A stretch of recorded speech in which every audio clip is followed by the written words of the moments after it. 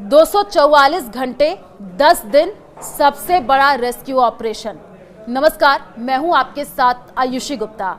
राजस्थान के कोटपुतली में बोरवेल में फंसी चेतना, जो कि 3 साल की बच्ची थी, 170 फीट गहराई से उसको 10 दिन बाद बाहर निकाल लिया गया।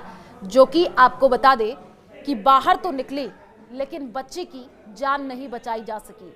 बुधवार यानी 1 जनवरी शाम 6:25 का वो समय था जब 3 साल की चेतना को बोरवेल से बाहर निकाला गया।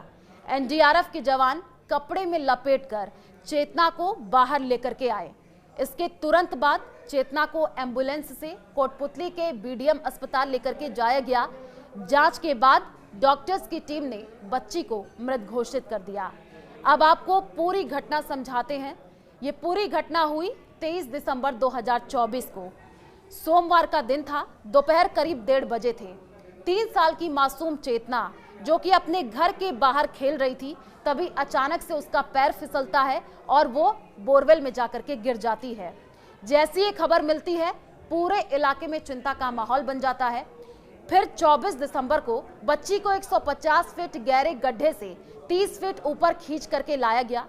कोशिश किया गया, लेकिन उसके बाद वो वहां फंस गई और उसके बाद से उम्मीद ये जगी कि हो सकता है कि बच्ची बाहर आ जाए, लेकिन फिर भी चुनौती बनी रही। फिर 25 दिसंबर का दिन आता है, यानी तीसरा दिन। पाइलिंग मशीन से बचाव कार्य शुरू किया गया। जेसीबी की मदद से गड्ढा खोदने का काम भी शुरू किया गया। लगातार गड्ढे में ऑक्सीजन पहुंचाई जा रही थी। हालांकि कैमरे में बच्चे की हरकतें नहीं देखी जा रही थी, जिससे काफी ज्यादा लोगों को चिंता होने लगी। फिर 26 दिसंबर का दिन आता है। उत्तराखंड से एक विशेष टीम को बुलाया गया, जिसके बाद पाइलिंग मशीन से लगातार खुदाई की गई और इस दौरान रुक रुक करके बारिश भी हो रही थी। बचाव कार्य में काफी ज्यादा मुश्किलों का सामना करना पड़ा। एनडीआरएफ, एसडीआरएफ की टीम मौके पर मौजूद थी।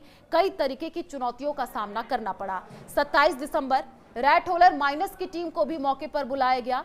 फिर 28 दिसंबर का दिन आता है। बोरवेल गड्ढे के बगल में 170 फीट गहरा गड्ढा खोदा गया और इसमें आपको बता दें कि खुदाई का काम पूरा कर लिया गया। एनडीआरएफ की टीम सुरक्षा उपकरणों के साथ 90 डिग्री पर लगभग 10 फीट अंदर तक सुरंग बनाने के लिए उतरी थी। 29 दिसंबर 170 फीट गहरा गड्ढा खोद करके एक एल आकार की खुदाई की गई। 30 दिसंबर सुरंग की खुदाई का काम पूरा हुआ, लेकिन सुरंग से निकल रही जो गैस थी, उसके वजह से काफी ज्यादा सांस लेने में टीम को मुश्किल हो रही थी, जिससे बचाव टीम बच्ची तक नहीं पहुंच सकी। उसके बाद से ऐसे ही कठिनाइयों का सामना टीम को करना पड़ा और आपको बता दें, उसके बाद से कई तरीके की कोशिशें की गई, लगातार प्रयास किए जा रहे थे, लेकिन चेतना को बाहर नहीं निकाला जा सका। कई दिनों तक ये दावा किया गया हो सकता है चेतना को जल्द से जल्द बाहर निकाला जाए, लेकिन फिर आया 1 जनवरी 2025 यानी आज का दिन। चेतना को आखिरकार बोरवेल से तो निकाल लिया गया, लेकिन जब अस्पताल में उसको एडमिट कराया गया तो वहां पर डॉक्टर ने उसे मृत घोषित कर दिया। जैसी ये खबर सामने आई, परिवारजनों का रो रो करके बुरा हाल है। कई तरीके के आरोप प्रत्यारोप का दौर भी देखने को मिला। 10 दिन तक जब रेस्क्यू चल रहा था तो टीम को काफी ज्यादा चुनौतियां आई। पहले तो गीली मिट्टी जब जो है खुदाई की जा रही थी, उसके बाद से पत्थर की लेयर, इस वजह से टीम को बहुत ज़्यादा समय लगा। जब आज मासूम चेतना को बाहर निकाला गया, एनडीआरएफ, एसडीआरएफ की जो टीम वहां पर मौजूद थी, वहां पर हमारे संवाददाता ने उस टीम से बातचीत की, क्या क्या मुश्किलों का सामना करना पड़ा।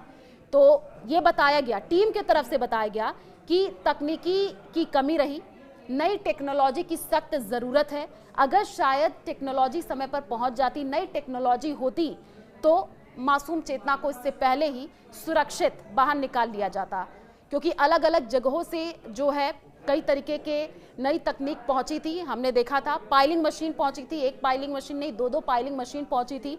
काफ़ी ज़्यादा रेस्क्यू में दिक्कतों का सामना जो है टीम को करना पड़ा। 4 लापरवाहियों की वजह से चेतना की जान नहीं बच पाई। 4 लापरवाही की अगर बात कर ले, पहली लापरवाही, रेस्क्यू टीम के आने से पहले जो है कई तरीके की दिक्कतों का सामना भी करना पड़ा और आपको बता दें कि कई तरीके के जो है कोशिशें की जा रही थी। दूसरी लापरवाही, रेस्क्यू ऑपरेशन स्टार्ट होने में देरी हुई। तीसरी लापरवाही जो देखने को मिली, प्लान ए और प्लान बी एक साथ इंप्लीमेंट नहीं किया गया। चौथी लापरवाही, चमत्कार के भरोसे जो अधिकारी है वो बैठे रहे और कोई डिसीजन ही नहीं ले पा रहे थे। चेतना की मां का रो रो करके बुरा हाल था। पिछले 10 दिनों से उन्होंने कुछ खाया पिया नहीं था और आज जैसे ही ये खबर सामने आई तो पूरे परिवार का रो रो करके बुरा हाल है। कई तरीके के सवाल पुलिस प्रशासन पर खड़े होते हैं। क्या ये प्रशासन का फेलियर है? क्योंकि राजस्थान की बात कर लें तो बोरवेल जैसी घटनाएं लगातार बढ़ती जा रही हैं। बोरवेल, आपको याद होगा, राजस्थान के दौसा में 2024 में ही मासूम आर्यन फंसा था। रेस्क्यू टीम मौके पर पहुंची थी लेकिन आर्यन को भी नहीं बचाया जा सका और 2024 में ही दूसरी घटना राजस्थान के कोटपुतली से सामने आती है, जहां पर 3 साल की मासूम चेतना बोरवेल में गिर जाती है। उसके बाद से रेस्क्यू टीम पहुंचती है, तमाम कोशिशें की गई लेकिन चेतना को बचाया नहीं जा सका। सरकार को भी इस पूरे मामले में जो है गंभीरता से दिशा निर्देश जारी करने की सख्त जरूरत है।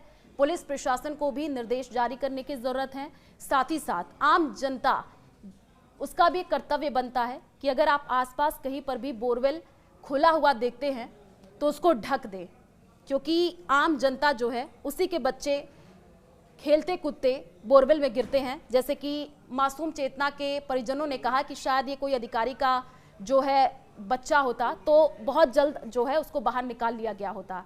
तमाम तरीके के सवाल अब पुलिस प्रशासन पर खड़े हो रहे हैं, लेकिन यहाँ पर मासूम चेतना की मौत के बाद से आपको बता दें कि हम सभी को सबक लेने की ज़रूरत है कि राजस्थान में बोरवेल जैसी घटनाओं पर रोक लगने की सख्त ज़रूरत है।